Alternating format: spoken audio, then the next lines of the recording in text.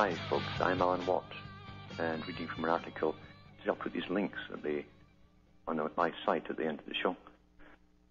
And I'm going to jump over to this particular organization that is talking about sustainability, the 2000 Sustainability Masterclass with Jonathan Porritt. I'll put that link up as well. It is focusing on the role of business leaders in mainstreaming sustainable development within an organization. The Masterclass is designed for business leaders from all sectors and all functions. Jonathan Porritt will guide participants through the key sustainable development issues, providing provocation, insight, and experience in equal measure. Consisting of a small group with industry peers sharing 24 intense hours together with Jonathan, the Masterclass provides the ideal opportunity to share learning on sustainable development and develop contacts with other business leaders. You see, all business leaders today know, as I say, what is politically correct or religiously correct, because you see, this is designed to be a religion.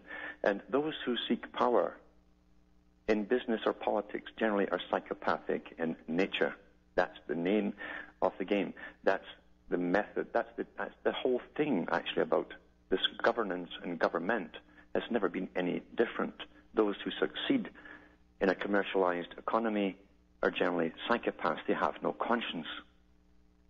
They don't go home at night and worry about did they hurt someone's feelings. Doesn't occur to them. Doesn't matter to them. And therefore, in all ages, this group have gone into churches, top of churches and so on, and run the show. When churches at one time, remember, were government. And they worked with royalty all over the planet. They don't have to really believe in a religion, but they must espouse it, and they do so mercilessly on those beneath them. It's complete hypocrisy. So now it's global warming and carbon footprints and the need for sustainability, which is nothing more than eugenics, the old eugenics program of this very old society that's come down through the centuries. You see, life is just a detective story. You see the clues and the MOs down through history, and you must start connecting the dots. Why is one group in one area in one century into this particular thing of greening and sustainability, strange sexual conduct, a strange religion, in fact, always claiming persecution, like the Cathars did, and the Albigensians. Very, very rich people too, but with rites of perfection for those who rose above a certain level. And when you were perfect, you were a god. You were above the laws, obviously then, which were meant for common man. You could do as you wanted to. Do as thou wilt is the whole of the law that was once again brought up out of the dust by Aleister Crowley in another organization that spawned off of it. They have many splinter groups all working separately and yet together. Separately, you see, because they're all specialist groups. You find it in the Eugenics movement that Rockefeller and others are into. Just our generation's problem is coming from them. These characters have been here for many, many generations, intergenerational.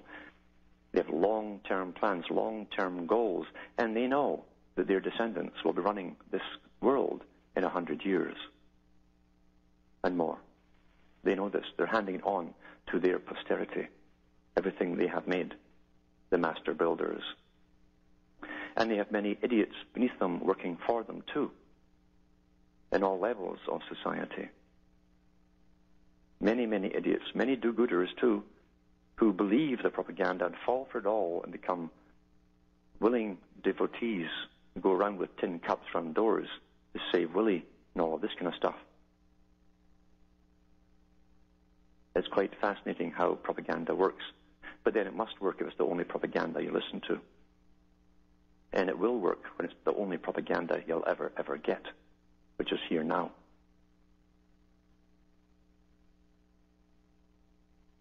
I mentioned a few weeks ago, too, about how the system now is getting merged, totally global, and how they've got a few problems left to solve, where they're about to solve the last one.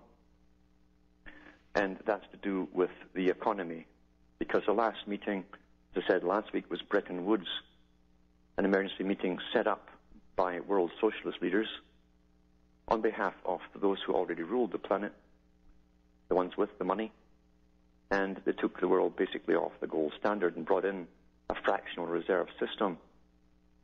They created massive bubbles of thin air, basically, nothing to back money. So they only had to keep a fraction of the money. And I don't know what it started off at, 20% or whatever in reserve. And then each 10 years or so, they cut it down until it's only 10% necessary to be held in real reserve. The rest of it's loaned out into thin air. And they knew it would never last. And that's why, too, they started off in all the countries, the same countries, the Allied countries, as they called it during World War II.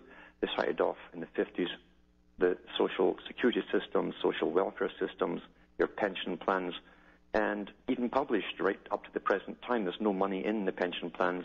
As soon as you put the money into government, it's immediately spent on other projects, because they knew they'd hit this time. They knew 50 years down the road they'd hit today when they're going to change the system again and create this big, big bubble.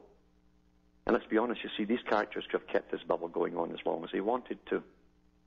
It was based on nothing anyway. But it's time to go into a business plan. It's time now to go to the next step of utter enslavement for the rest of the people who live in La La Land anyway. Back with more after this break.